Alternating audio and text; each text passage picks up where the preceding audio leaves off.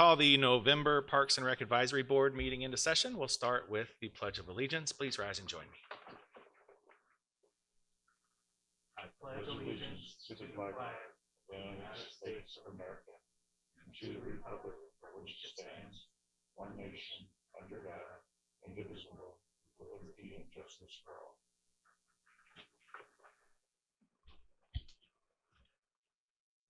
Thank you. I'll turn it over to Sherry for a roll call. Okay. Christopher Gallagher. Here. Ed Heil. Here. Lori Howell. Here. Jason Keogh. Here. Ashley Pasquale. Here. Robert Smith. Todd Taylor. Here. Scott Welty. Here. Chad Adams. And Councilmember Michelle Lynn. Here.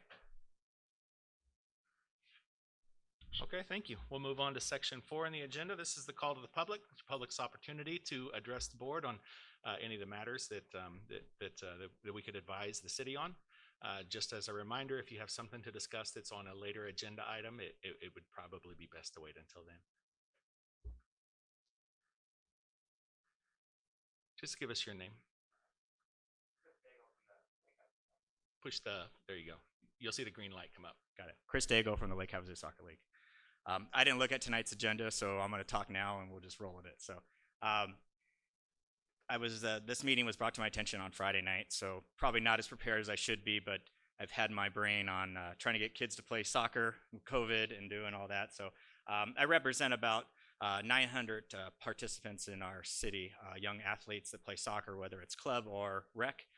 We were very successful this year so far, hoping we could finish this season avoiding most of the COVID restrictions and having about 95% of our kids continue to play throughout the season, through our fall rec season. So just wanted to thank the Parks and Rec and the city for letting us participate. Just want to say that I know there's some projects that were put on hold, one being the light at Cypress. We're not ever going to come to the city or Parks and Rec and ask. We want to be partners. Okay, so if there's ever something that needs to happen that needs volunteer work, needs funding, whether that's funded by the group effort between Parks and Rec or the city and the soccer league, or we need to reach out to one of our private investors, I'll say, because they do invest in our kids, we can do that. So again, I appreciate everything everybody does. I would like the light at Cypress to be addressed. I know it was tabled for various reasons. So again, you can always read, and if anybody needs to reach me, wants to discuss, I'm at lakehavasusoccer@gmail.com. Thank you. Thanks, Chris. And if you want to stick around, I think there may be an opportunity to discuss the project you mentioned. You're fine, yeah. Anyone else from the public want to address the board during the call to the public?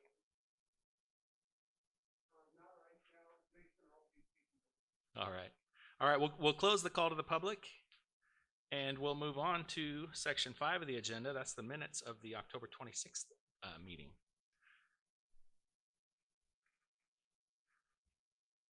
Mr. Chair, I make a motion that we approve the minutes from October 26th.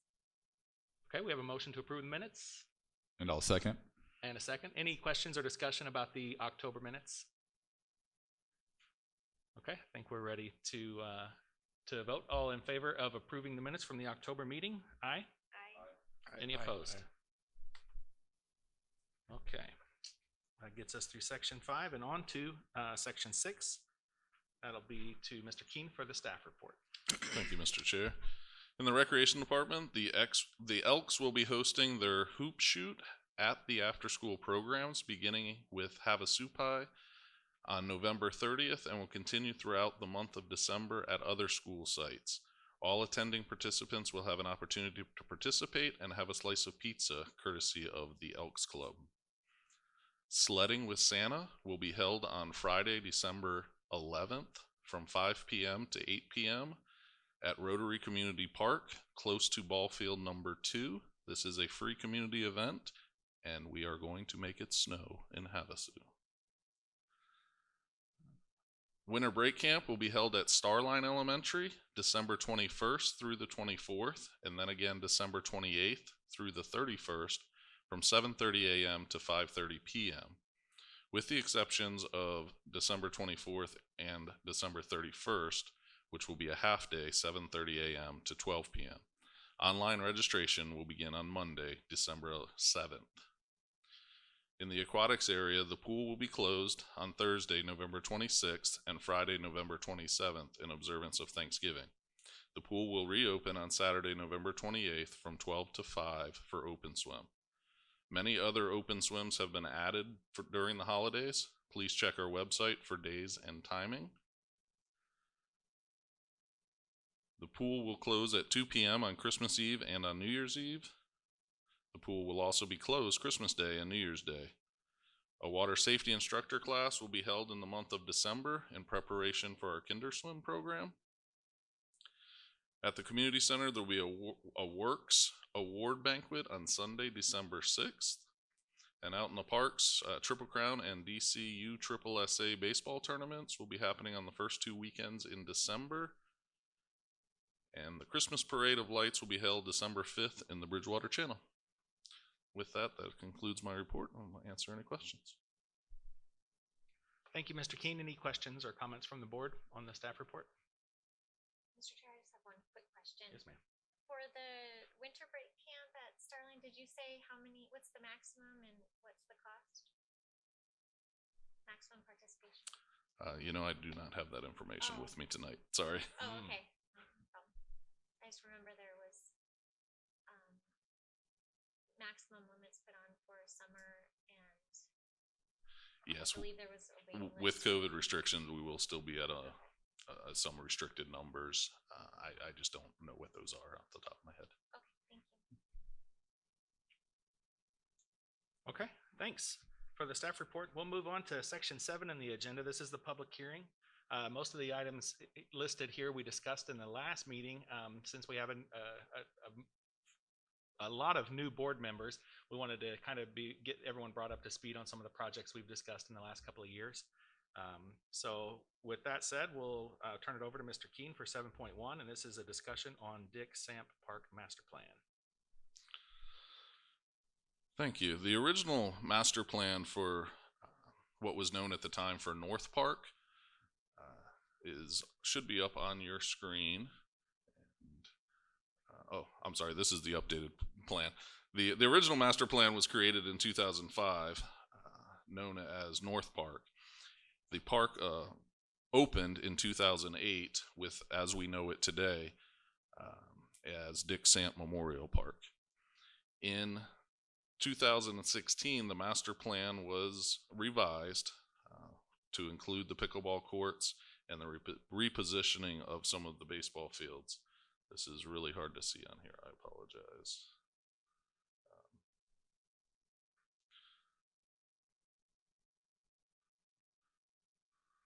Let's see if I can't find a better way to. There, at least we can see the entire park there.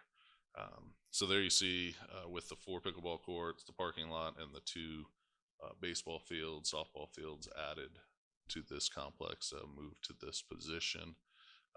This section is a future dog park, and then just kind of in some open space up in this area.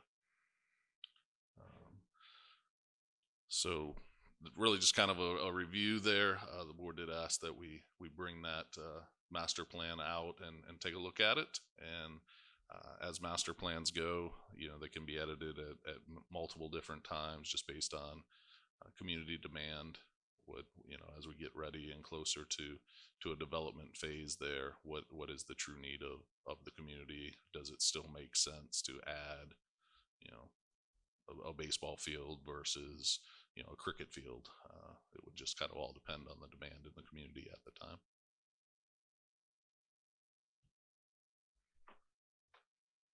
Thank you, Mike. Any questions or comments from the board?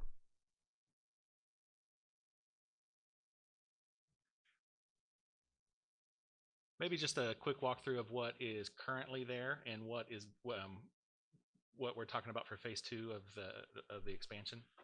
Sure. So currently there are 2 Little League fields in this section here that kind of the brown grass, unfortunately, not the bright green cartoon that's below it. There are batting nets here.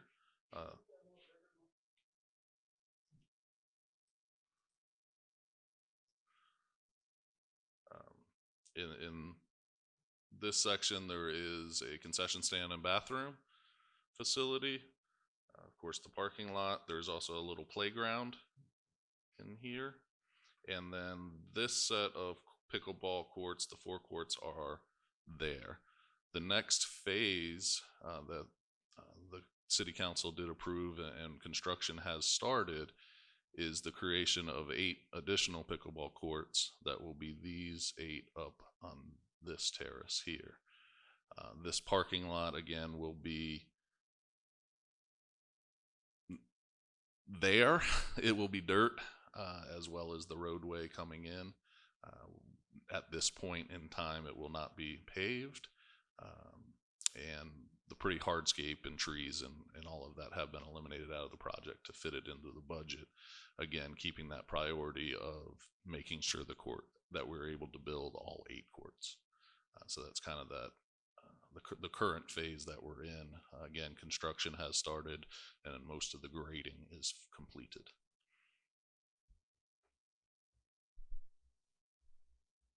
Okay, questions or comments from the board now? Mr. Chair, is there any lighting currently at Dig Samp? Yes, both of these fields are lit. And not the courts, just the fields? Correct. Okay. And let me ask another question. Are any of the future developments in any future CIP budget? Not currently. Okay.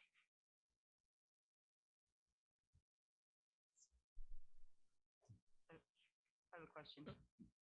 We had talked about entrance a couple times, or having another entrance, or making that one more visible that's currently there. Is there any plans to do anything there?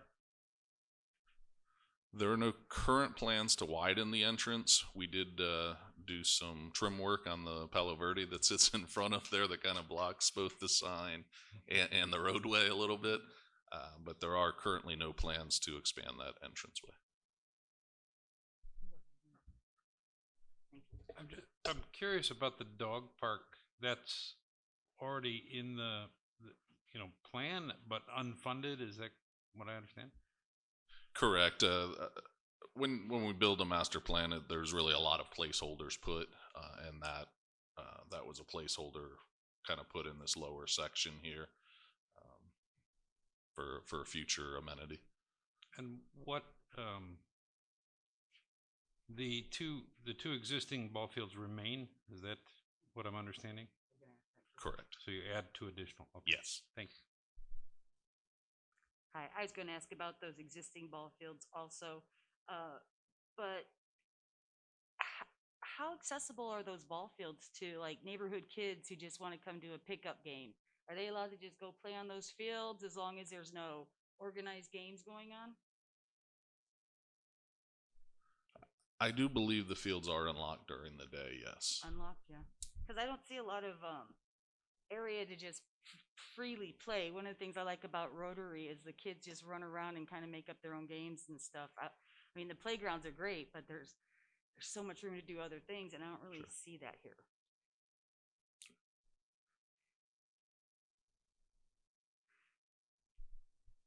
Learning this thing. That is is that walking path there already, or it's planned? No, it is not. That would be a future amenity being added. It looks like there's other entrances for walking into the park, right? Or that are planned? That are planned, yeah. You can get there currently, just walking through desert.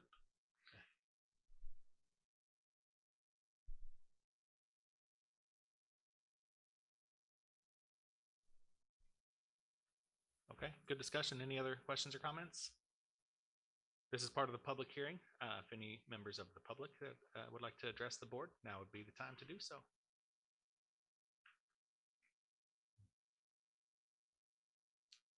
My name's Doug Carr. I'm an ambassador for Pickleball. in Lake Havasu City, and also the vice president for about 60 more days. After 6 years, it's time to let someone else take over. And on your question, there's dads and kids come and play on those fields all the time when they're not open. Since I'm up there quite often, I get to see that. So they're up there playing, and they just walk in and practice, and it's good to see. And yeah, they have fun. Yeah.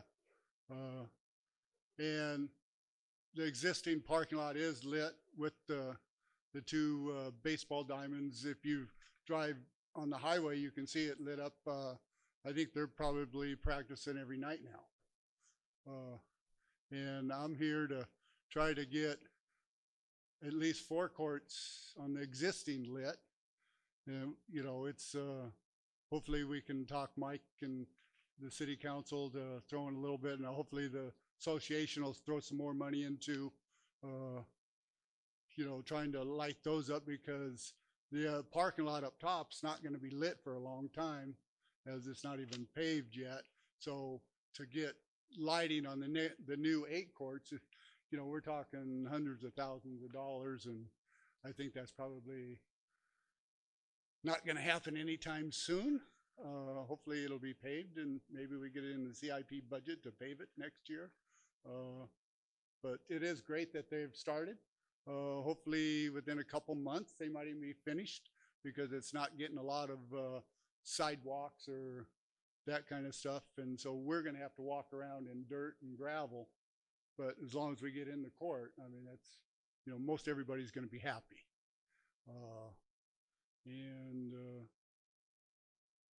Let's see.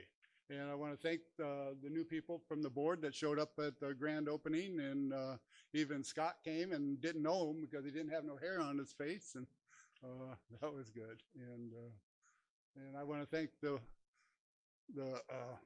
rec committee for listening to me for the last 6 years, spilling all this and trying to get pickleball going and come out. And it's a fun sport.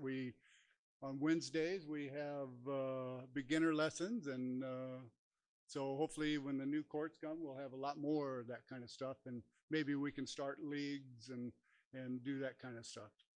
And I know there's a lot more questions I got, but at least I plugged lighting. All right, thank you. Thanks, Doug.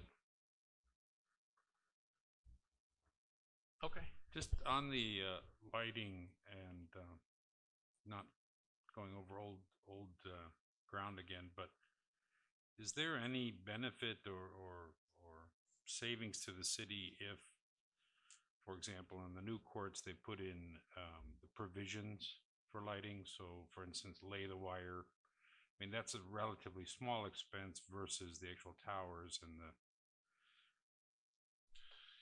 Yes, we are burying conduit to be sure that in the future, anywhere, especially that we're paving over with concrete, we'll make sure that conduit is buried, and we don't have to go back, rip up concrete to run the wires and run conduit underneath. So there is quite a bit of conduit being distributed throughout the park as part of the project. Councilmember Lynn, did you have something to? I had a question. Mike, can you tell us, is there a priority list of how things would be completed through this process?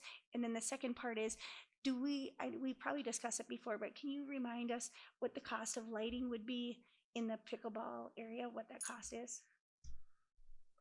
There really is no priority to what would be the next step in the park. Again, some of that is funding driven as well as community demand.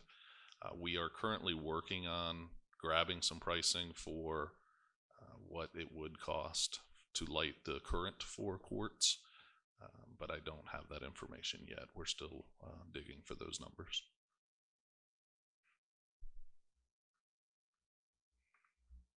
Okay. That gets us through section 7.1. We'll move on to section 7.2, discussion on Aquatic Community Center renovation concept. Back to Mr. King.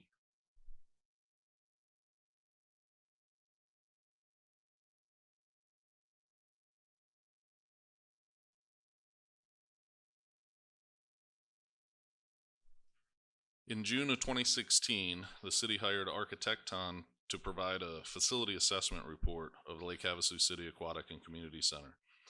From that report, plans were developed and to address the immediate needs of the facility, and many of those have been taken care of.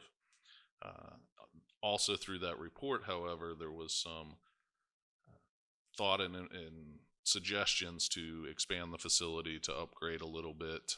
It is now going on 25 years old. And so in 2017, Architecton provided a few conceptuals for the city to review on some of the renovation concepts. Those were emailed out to the board just because it was a kind of a big packet for me to put up here. But a bunch of different options, again, kind of cartoon sketch drawings of what that would look like.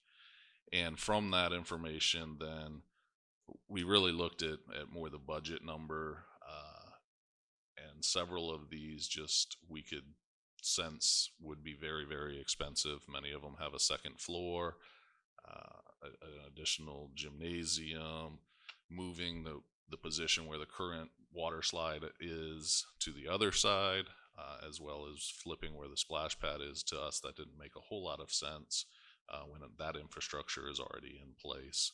And at the time, we had just rebuilt the water slide, so weren't going to tear it down to move it to a different location.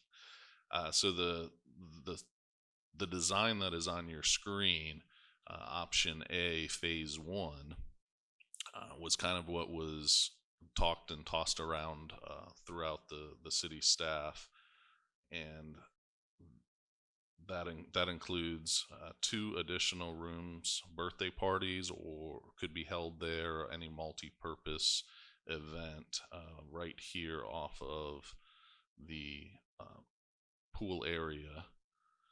This entrance was kind of where, again, the city offices are, and with in option A, the offices were moved up to a second story. Again, without doing that second story, this area here would stay as the recreation offices. Redesign the front desk entryway as well as the locker rooms, pushing out where the guard office currently sits is about here, and that would all move down a little bit to able to incorporate the locker rooms, the family changing areas, as well as then a first aid area. And then the roadway, as you can kind of see, does come up into the upper parking lot, or the lakeside parking lot, which is technically the main entrance of the aquatic center, even though it's the back entrance. It's hard to get to. So we would address that concern there, bringing that roadway up.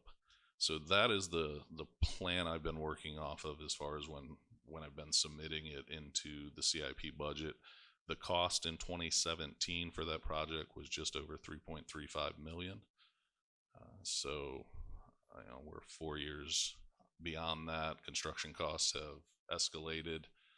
So I could only imagine that just this work would probably be over a $4 million project without adding any of those, the second stories or the extra gym. Even at that time, I think we were talking over $10 million, and realizing that probably wasn't going to happen. We didn't pursue those angles too much further at that time. So I can't give you exact numbers of what that would look like, because this is the design that we had Architecton focus on. And again, they came back with estimates of about $3.35 million.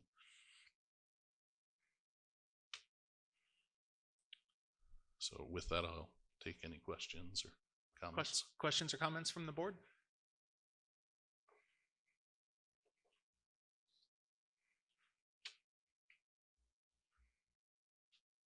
Councilmember Lynn, anything? Okay. This is part of the public hearing. Any members of the public in attendance care to address the board on this topic?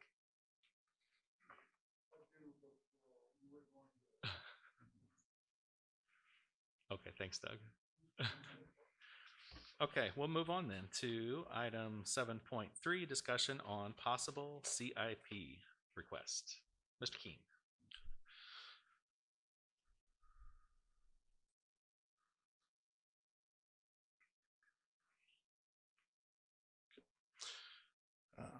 So as part of the yearly city budget process, CIP requests are submitted from each department and evaluated for need, financial impact, and the community benefit.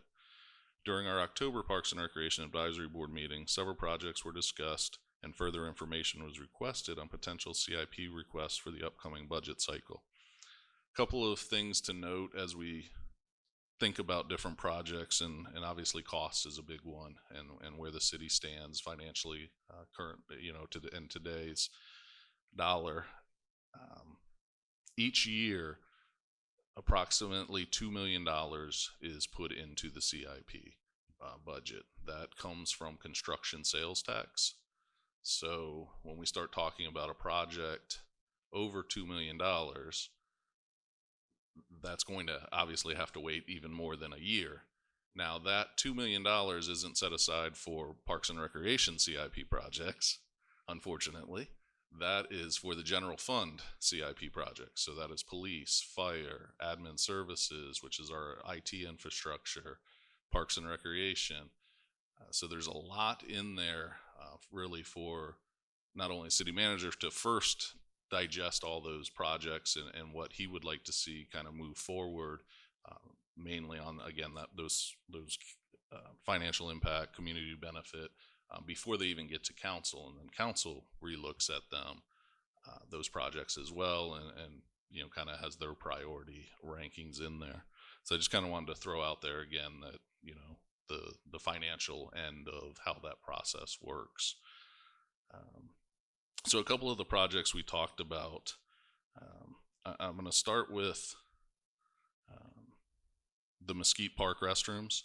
That was discussed at approximately $250,000 to $300,000 project, and are very much needed. I'm going to request from the board that we kind of push those off the list a little bit, and the reasoning behind that is we're starting some development talk or conversation, at least, with what the parcel on Quarrio and McCullough will look like, and ideally they would share a restroom facility.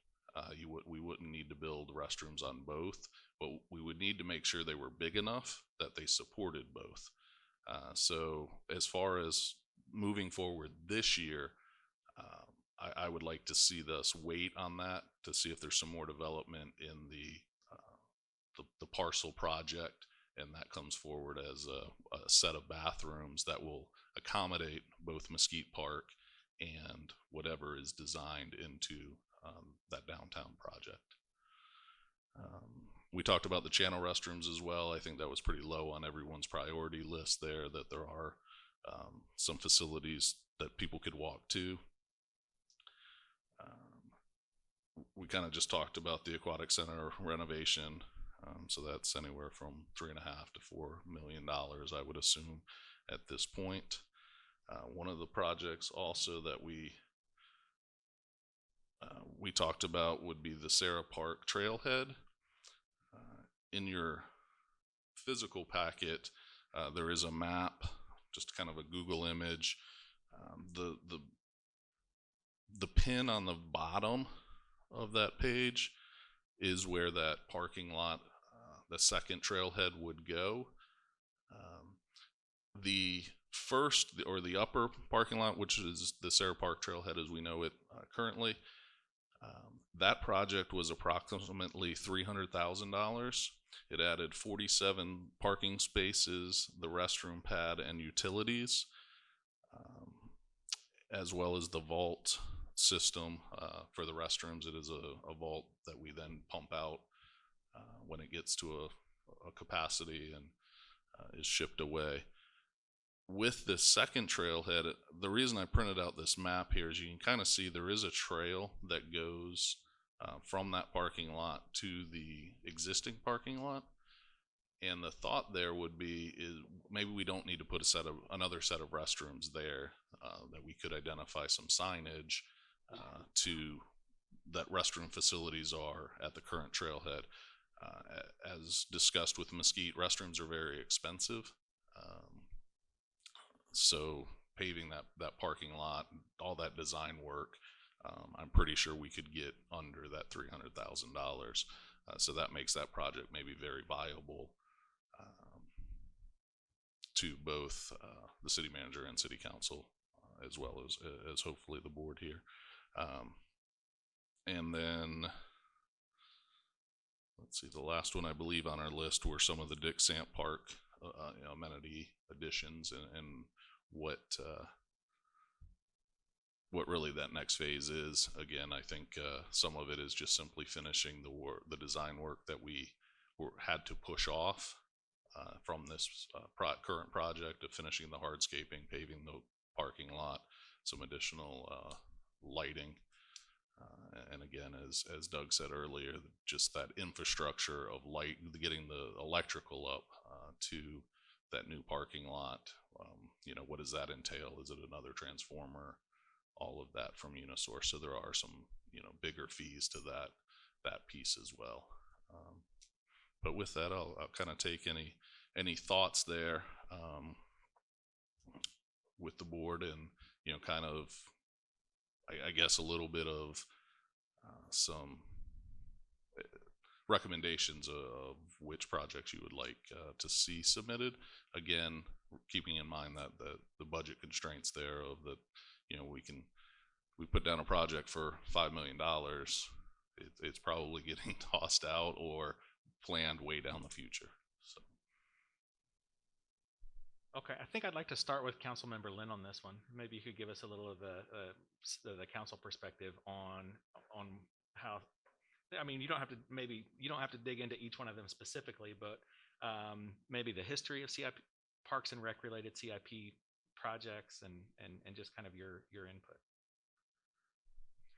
So I had a brief conversation with our city manager today regarding this, and I think it's, thank you, Mike, for explaining that to the board, that $2 million CIP budget, that's going to be spread throughout everywhere. So if that means the police department needs some things before us, that's probably going to be a priority over the Parks and Rec. It's just the way it's going to sit, and that's probably how the council is going to see it too. I agree with him and what the council was probably, and the city manager, and I'm not going to speak for our city manager, but some of those projects, if he presents it, they're probably going to be thrown out. So it's probably better for you to look at some of these projects that are more feasible to probably request those things if you think they're priority. But at the end of the day, it's going to be up to the city manager that's going to really look at it and see what are the priorities for our city. And when it comes between, public safety and, lights, and that, that's what it's going to come down to. And then it will come to our council during our retreat. Sorry, I couldn't think of the word. So I think everything Mike has said is really a lot of good information that you all need to take into consideration. Thank you for that. Okay, so now questions and comments from the board. Go ahead, Scott. I think paving a parking area would be a great way to start. I was out there Sunday and the other parking lot's full. It's getting used, and there are a lot of people out there. I think that if we could move forward with at least getting another parking lot and paved minimum would be a benefit. The other thing is, when that other parking lot gets full and people fill up that other little dirt area down there, people start parking on the edge of the road there on that hill right there. You probably know just as much as I do with the flying field right there. It causes some issues sometimes. So I kind of agree. I think if we can just move forward with a parking lot, bathrooms are not that far away, and bathrooms can be brought in at a later time if needed. But if we just get the infrastructure in the parking lot and go from there, I think would be a great improvement. I have actually a question about the parking lot. Why pave that small dirt lot rather than expand the lot and bathrooms we have? We're very limited in where we can expand the current lot because a wash runs through right next to it, and we can't build into the washes. So we would expand the second lot, the lot that is that we're referring to here, expand that one and pave that. Again, we can't really expand where we're currently because we run into the wash, and then on the other side there's a pretty good sized hill that we'd have to dig into, and just for financial reasons, that doesn't make the most sense. What about the lot across from the main lot by the rodeo grounds? I know a lot of people park there. And that's dirt. Is that not part of that? Yeah, it is. We consider it the overflow lot currently, and that does fill up as well. I know a lot of the mountain bikers use that for their starting point. The idea here, yes, would be to, again, expand that further lot to mainly get people off the roadway where they're currently parking. We have added in some sections some no parking signs because getting out of the airfield there was getting a little difficult between the hills when vehicles are parked there. So while that lot across the street there is the overflow, we could look at the concept of paving that versus adding more spaces. But that lot is, nicely graded and works well over there as an overflow lot. Is that second lot, the one we're talking about paving, is that used by specific people or is that just an overflow? Because that's where they like to start off from, or? So a lot of people want to start from that point. Okay. There's a trailhead. You're just going straight out there, and you can actually tie into every trail out there straight from there too. So it basically, you'll intersect either with the main trail, you can intersect with it, or actually keep going out and hit. That's where you ran over the snake. Yeah, watershed and all that. So yeah, it's right where I ran over the snake. But or it ran over you. Yeah, yeah, it ties into everything, so it goes straight out from there. Pave it. Ed? As you all know, I'm fairly intimately knowledgeable about that whole situation. Mike, has there anyone given thought to us moving our gate, moving it in 100 yards or whatever was necessary, grading that area which we drive through it in order to retrieve planes? It's not in our flight area, and I think that it could be a good trade-off. We'd love to see something done because we can't see when cars are parked there. The signs aren't doing any good. So what I'm suggesting is maybe we get a group together, go out and have a look at what we've got there. We wouldn't mind giving up a couple hundred yards of, a couple hundred feet of area to park cars. The only thing we'd need is possibly some support in moving our gate, a little bit of fence, some wire. Sure, could definitely be something explored. Yeah, I didn't really put a whole lot of thought into going across the street. I was mainly keeping it more on the side of the trails, but that could very easily be something that we look at. Good. Lori, I think you had a question? No? Any other questions or comments from the board? Please, Mr. Chair. So this is for fiscal year 21, 22. It's technically for year 25, 26, I believe. So the next but 2-year those plan. can get shifted in there as well as different projects are completed or not completed. One is the courthouse that was budgeted much later. That is happening now, so those dollars kind of will get shifted around a little bit.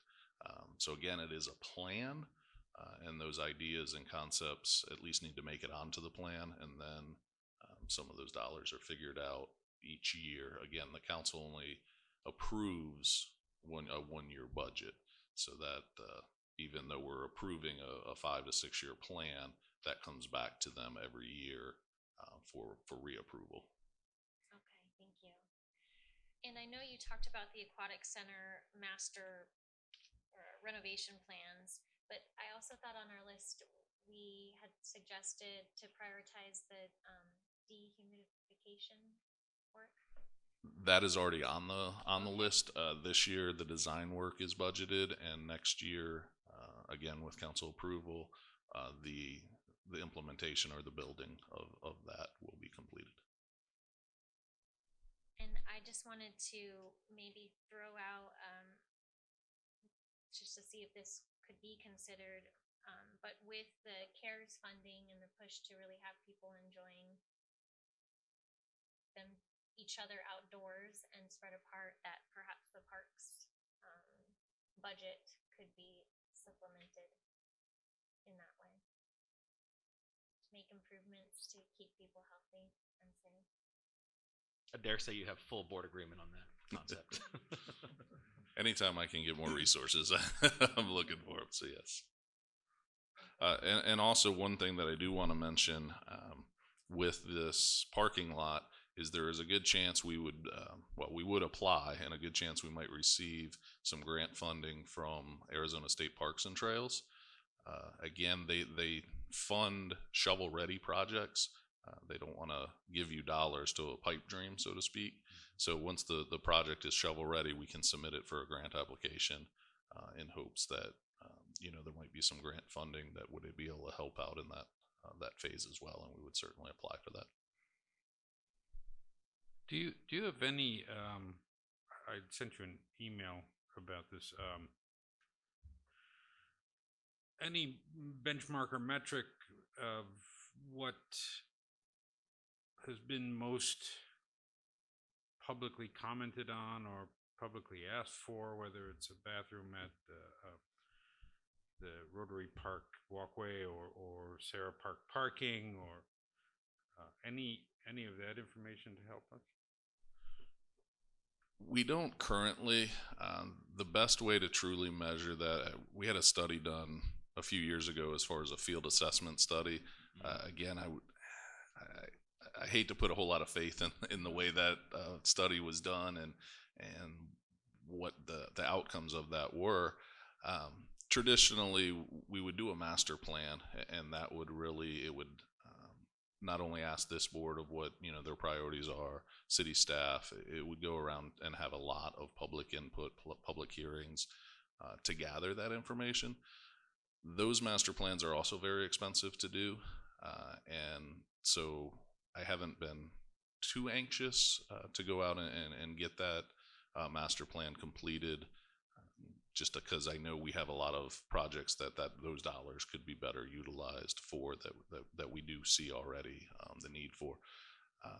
But I don't, I guess, have a true matrix out there of number of comments we get for a bathroom versus a field or a parking lot, or just kind of record the hash marks in my head, I guess. So I have a question, and I don't intend to run down a rabbit hole with this, but you mentioned that you would suggest to the board to pause on discussions on Mesquite Park restrooms, and I'm wondering if you have any information on that leading project, the downtown property, and when we might start to hear some ideas for what's going to happen there. I really don't have a whole lot of information there. I just know that it is a conversation piece that will be coming. So again, I would hate to see us put money forward and then either those bathrooms be torn down or not adequate for what we're really using them for. I was 100% for pushing forward that project because it is definitely needed out there. Those porta potties don't suffice, but I want to make sure that we're not doubling our effort and that when we build the bathrooms, we build them big enough to incorporate both projects. It's easier or cheaper to build a bigger one than build two separate ones. So just make sure that we're doing that piece correctly. And even if that comes back to next year and say, okay, we need 8 stalls in each restroom, and then we can put that as part of that project in that CIP. But as of right now, I don't think we have quite all the puzzle pieces to that. So I would hate to put that project forward to, again, not be adequate for what we're looking for.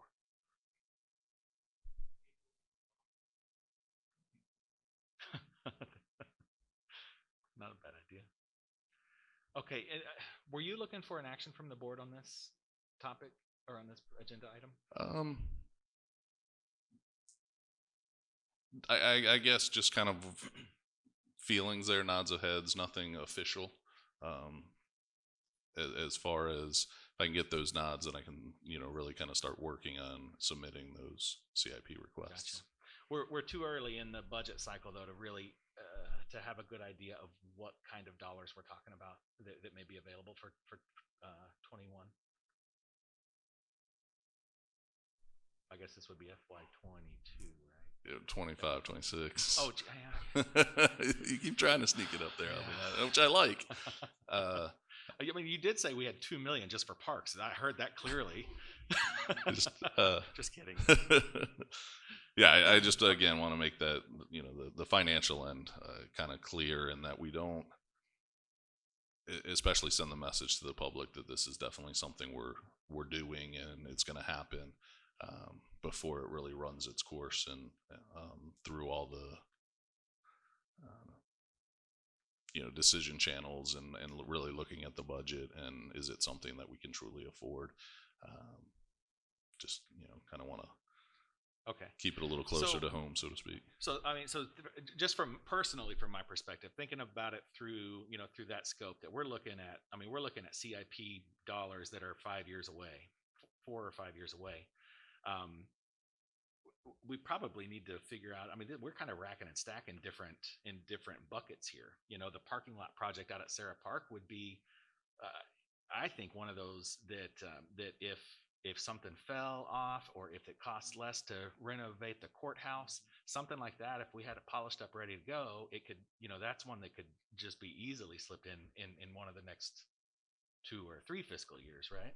Correct. Yeah, and things as we said, it's a plan, so things do get shifted as if a project does come in under budget, then those dollars could be allocated for a smaller project.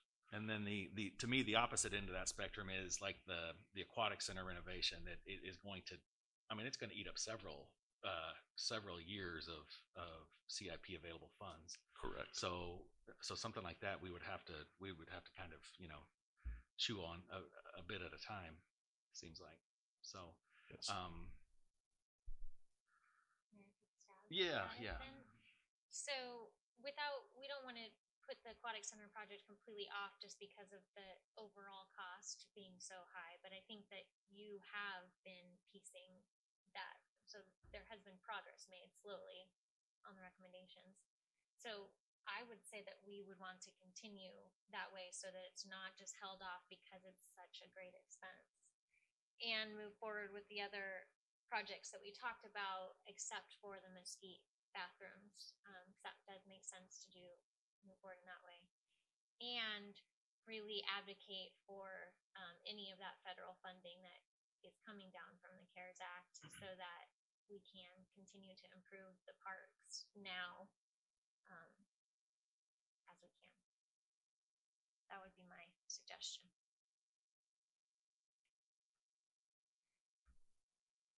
I'd have to agree. The Aquatic Center should be taken care of. It's been needing it a long time, and it's the first thing people see when they get involved with Parks and Rec. So it's been needing work for a long time, and I have to agree with Ashley on that. The progress of what she stated sounds like what needs to happen. Would I agree with her? Yeah, I agree too. And I think this was when we talked about needing to have this topic for discussion. It was so that the newer board members had kind of an understanding of what we chew on. So it's great. I mean, we have the Sarah Park Trailhead, which ought to be. I mean, we ought to be able to squeeze that in. I mean, you ought to be able to smile your way to a parking lot for the new trailhead. But it also, I mean, we have to start looking at the bigger projects like the Aquatic Center renovation and start understanding cities' plans for how that would incrementally happen. And I think we're kind of starting it with the planning work we did for the HVAC that's in this year's CIP, the dehumidifying and we're getting the like new HVAC for the aquatic center in next fiscal year, right? That's already in the CIP. So I think, I mean, we're kind of starting to head down that road into what the new, you know, what the new improved aquatic center is looking like. So the only thing that I still scratch my head about is that Mesquite Park. So I know we have more to learn here, but I'm concerned if we kick that can, waiting on more finite information from another group who's planning what to do with that downtown property, we're going to end up holding off for a long time on something that the city needs now. I mean, before the bumper sticker you gave us tonight, we were talking about that as one of the highest priorities. Get bathrooms there. I mean, it's a great amenity right in the center of town, and it's severely lacking. When they took the portable bathroom, or wasn't there a bathroom unit there that got moved?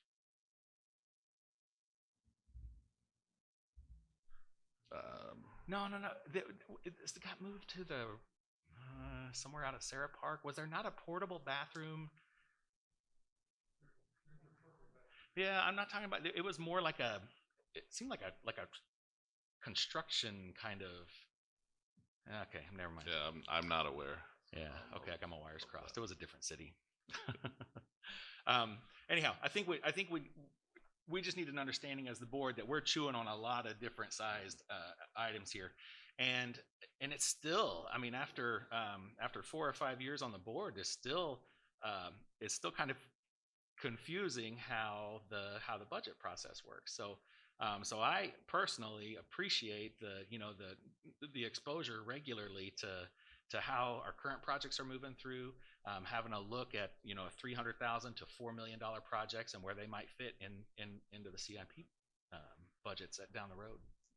And I still believe a bathroom needs to be created at Mesquite Park. I'm 100% on board with that. It's just what does that look like? Is it 8 stalls or 2 stalls? Because to fit the current park, that would, a 2-stall unit on each side would be plenty. Yeah. But then when we start talking about a project across the wash, that's not big enough. And again, I would hate to see us have to develop 2 or tear that one down and build a bigger one. So I just want to get a little bit more information and clarity on where that project is before we push forward on that Mesquite project. Yeah, I agree. I don't want it to fall off the radar. Yeah, no, it's definitely until something concrete comes. I don't think we need to wait to figure out suitable restroom facilities for that area that would be shared. I don't think we need to wait until buildings start going up, or until that area really makes it into development. Because we've been waiting for a long time to understand what that looks like. Chunk of dirt's going to look like. So why can't they build something kind of modular that could be added onto? Start off with 2 stalls with the plan of adding. So you don't have a finished product to begin with, something that you're going to add on to. Good suggestion.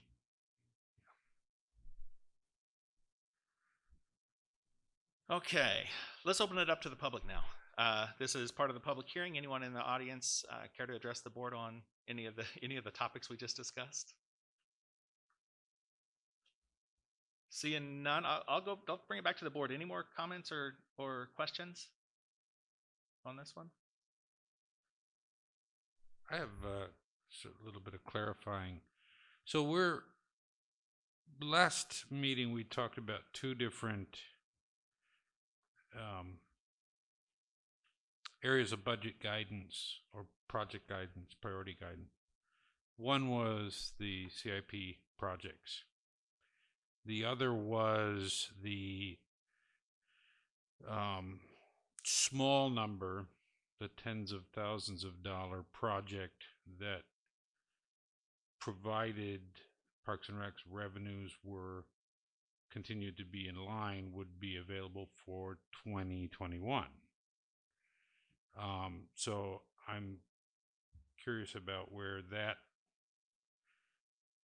some of this lies in that. And obviously a $300,000 paved parking lot is not tens of thousands of dollars project. But are we, and setting priorities for the capital projects is one thing, but I noticed in some of your attachments, there were also park improvements that were of a smaller scale. Yes, that's a great lead into item 7.4. Agreed. Go ahead, Mr. King. Okay. So this is a discussion on possible park amenity improvements. Okay, again, we brought this and kind of had that conversation there last week. As part of the 2020-2021 budget, there is a dollar amount allocated for park improvements. Again, that is in waiting to make sure that the city finances are continue to grow in the way that they currently are, and with the COVID pandemic, that we don't see a massive fall off in our revenues, and so there was some items held off, but a couple of the ones that we talked about was the field light at Cypress Park, pump track at Rotary, some additional basketball courts.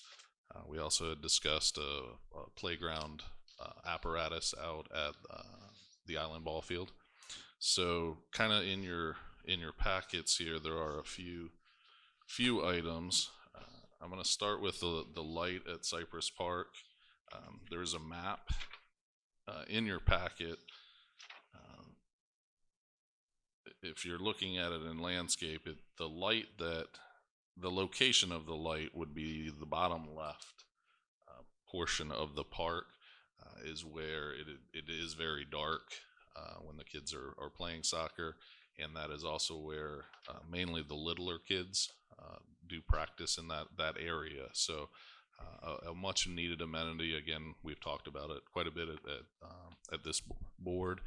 That project is shovel ready, so to speak, and the bids are approximately $60,000 for that project when we bid it out last spring.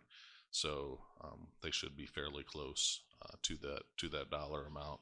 That includes installation, hooking it up into the same Musco system so that they're all controlled the same way. It's a pretty easy project in the fact that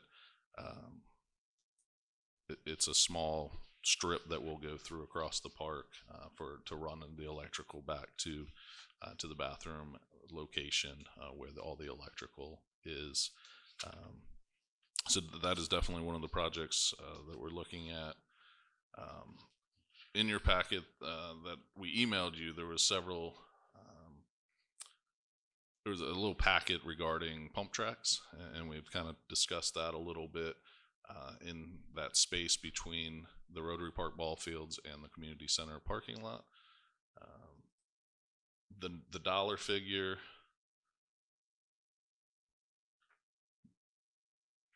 Okay.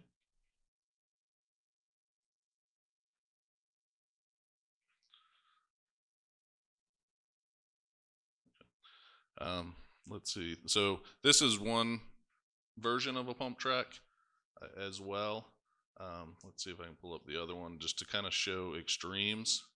As you can see, this one is very elaborate, whereas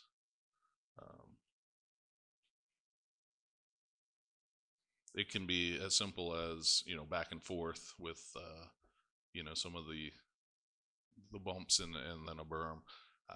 Price tags for these run anywhere from $40,000 up to millions. You can really kind of pick and choose what do you want to do with it. Do you want to asphalt it? How big do you want it? I know thanks to board member Welty, also sent me some information regarding one that just opened in Vegas. That was about a $400,000 project, but that's the overall project. They also did a lot of mountain bike trails with that. They fenced it in. It is a larger area. There's also, some conversation of, is this something that we could do somewhat in-house without paving it? If we just, made it dirt, could some of our guys actually construct this, and all we would be buying then is dirt? So there is some conversation there. Again, that price tag could be all over the place. just depending on how elaborate a pump track we wanted to go. If we did stick to that location, and a concept like this works pretty well where it's up and back, there's not a ton of room in that space to be able to do one of the more elaborate ones. But an idea like this, again, it doesn't have to look like this. You can really make it look whatever, and we would bring in the BMX community to help us look at that project and what that looked like. Unfortunately for the basketball courts, we did reach out to the company that we have utilized for several things, and I just didn't get a response yet from them on what the cost estimate would be for adding another basketball court addition, say onto the current courts at London Bridge Beach if we added another section there. So we're still waiting on that estimate. I did include also a couple of pictures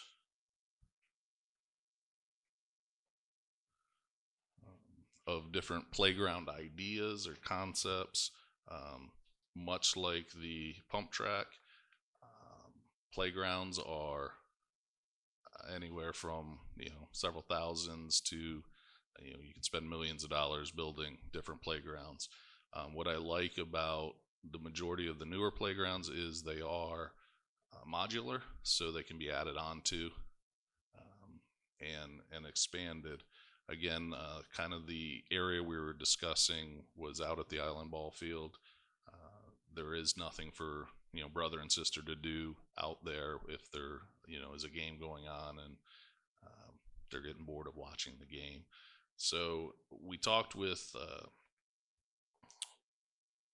Exerplay was one of the companies that we use to purchase exercise or playground equipment from. They're part of landscape structures, and their recommendation for the dollar figure that we gave them was to pick a unit that costed about $35,000, because by the time you get done installing the surfacing that needs to be put in underneath it, whether it's a rubber surface or chips or whatever, you're going to add that cost. So a $35,000 unit really comes up to be about $50,000 to $60,000.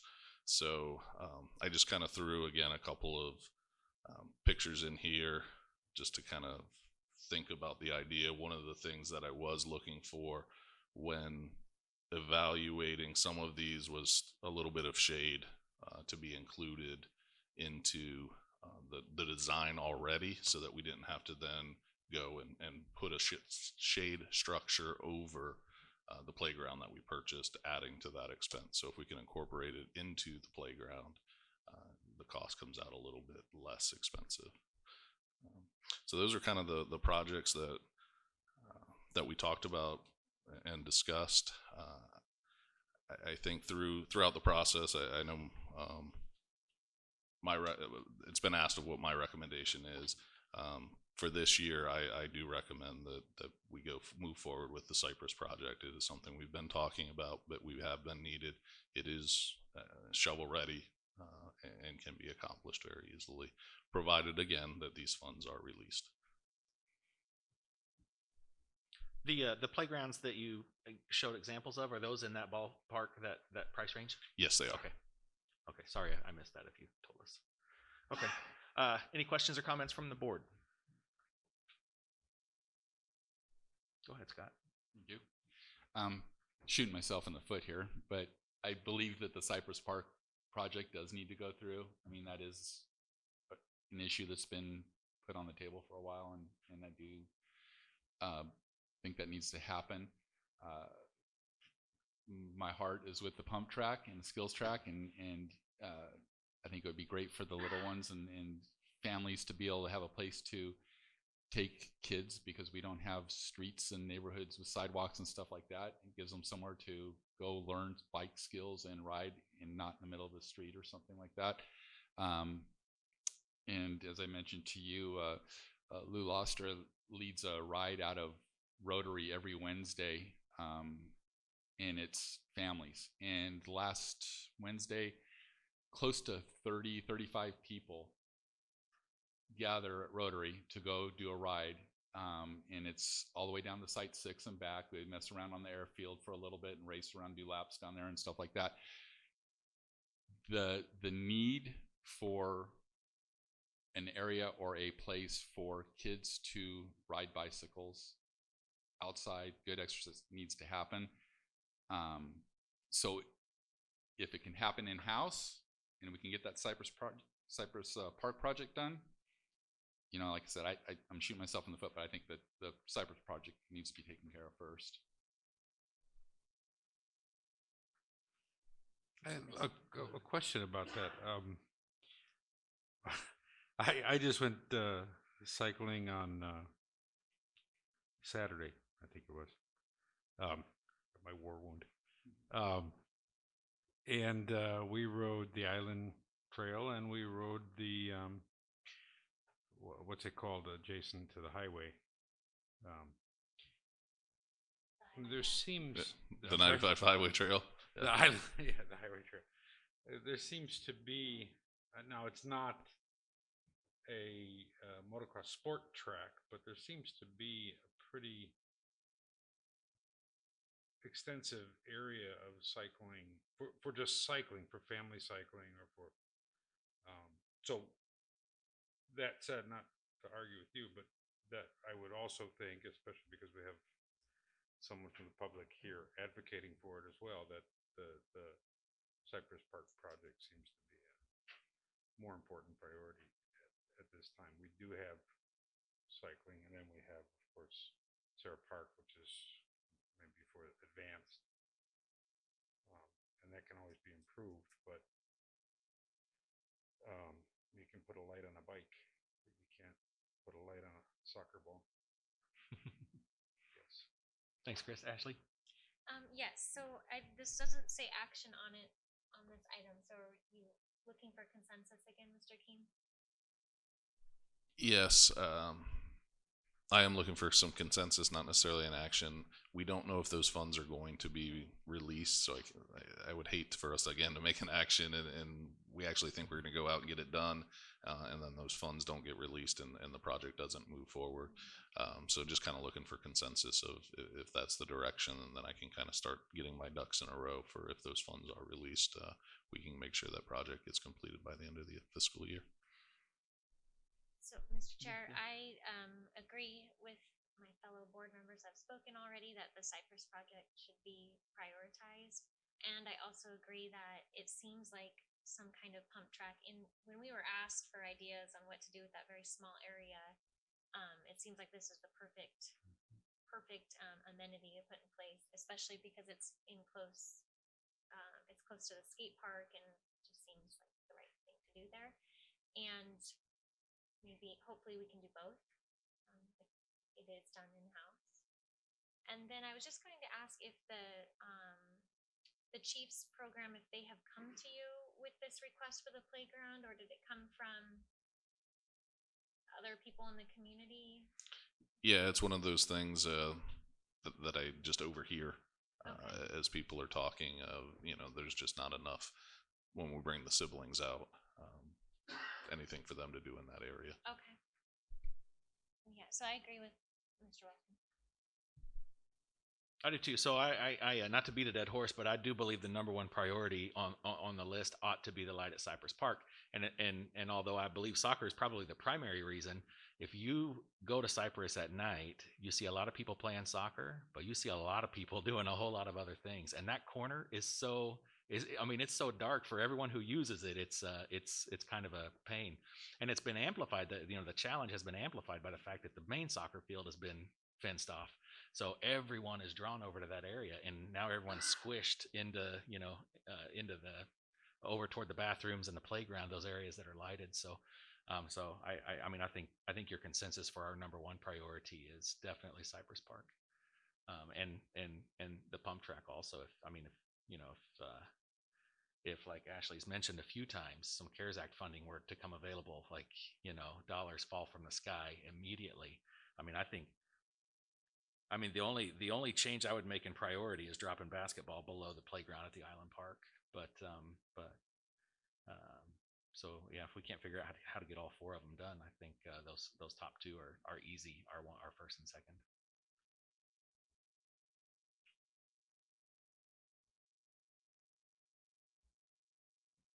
And I do just want to mention, and for the public out there that might be thinking, oh great, another light, it will be the same technology that is utilized in the current fields.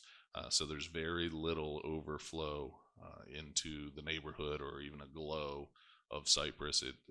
I know there was a lot of conversation when we went to light the fields, but it is absolutely amazing that you can be standing on the field under what almost looks like daylight and literally take a step to the right and you're in pitch darkness. The technology with those LED lights is amazing, and we will continue that. We will put the exact same type of light in. Okay, so this is part of the public hearing. Anyone from the audience care to address the board on this topic? Welcome back, Chris. Chris Dago from the Lake Havasu Soccer League. Although we do not schedule any organized activity in that corner at night, it happens. It happens with kids from our league. They'll go over and play. Other sports are being played. It's dark. It's dangerous. So lighting up that whole side would help.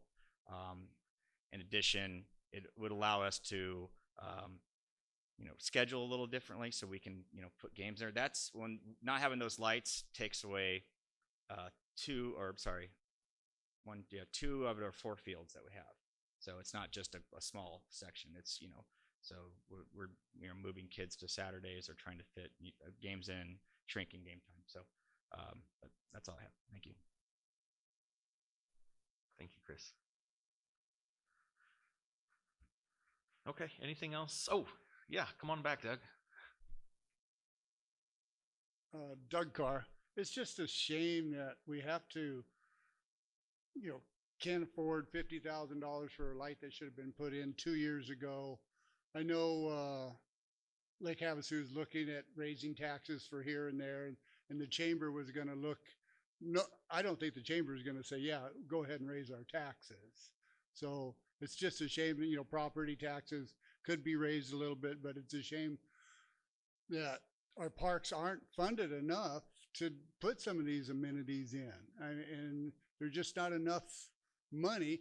And well, maybe now that they got the courthouse, they're going to save $2 million. They'll throw it our way, but I don't think that's going to happen because, there are going to be other priorities. But they just need to raise some taxes. I know, the room tax pays for some of the stuff, and then the big project down there at the park that Mike's talking about there at Mesquite's restroom.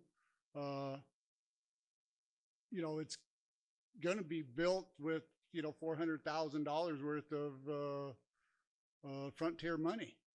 Start of it. There's still going to be more, but it's just a shame that somehow we don't have enough money for some of the projects that we want to do. And I just think that we need to kind of raise some more taxes, some money somewhere. Nobody wants to pay for road tax and add money for the gasoline, but everybody complains about Highway 95. So I just don't know. It's schools were the same way. It's just a shame that we had to pass bonds to give the schools something. And the soccer, it's a shame. The soccer's didn't have fields, and hopefully maybe they can work something out with the schools because there's some good grass there to do some more soccer fields, because I know soccer is hundreds and hundreds of kids. So, and don't forget pickleball. Thank you. Thank you, Doug. So I agree with you, Doug. I wish if they raised my taxes and put it all towards the schools and parks, I would be thrilled. But we are the minority in this town, by the way. So don't say that out loud. Okay. Before we close it up, any other questions or comments from the board? Seeing some head nods. Councilmember Lynn? Okay. All right. So that takes us through public hearing, section 7. And we'll move on to section 8. This is future discussion items. Do you have suggestions, Mike, or are you looking for some? I guess we're looking for some. We got clear direction there on moving forward with the Cypress project. So that we will continue on with again as soon as those funds are released. But yeah, kind of if there's some things, and maybe they're not tonight, but they can be also emailed to me or stop by, and we can chat about them, and then I'll run them through the chair. Okay. Anyone have anything that they want to request to learn about? Or just remember to take Mike up on his offer to email him, or just go visit him in person. He loves it. He loves surprise visits. Okay, that gets us through item number 8. Well, section 9 is future meetings. Sherry? Our future meeting date will be December 28th. Okay.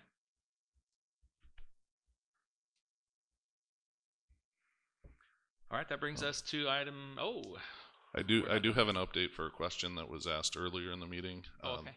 The winter break camp will be limited to 100 children. It is $40 per week for the first child and $32 each additional child. Per week, yes. All right. Okay, so that now takes us to item number 10 on the agenda. I would entertain a motion to adjourn. Mr. Chair, Go ahead. I make a motion to adjourn. We have a motion. Do we have a second? I second it, Ed. Okay. All in favor? Aye. Any opposed? Meeting adjourned.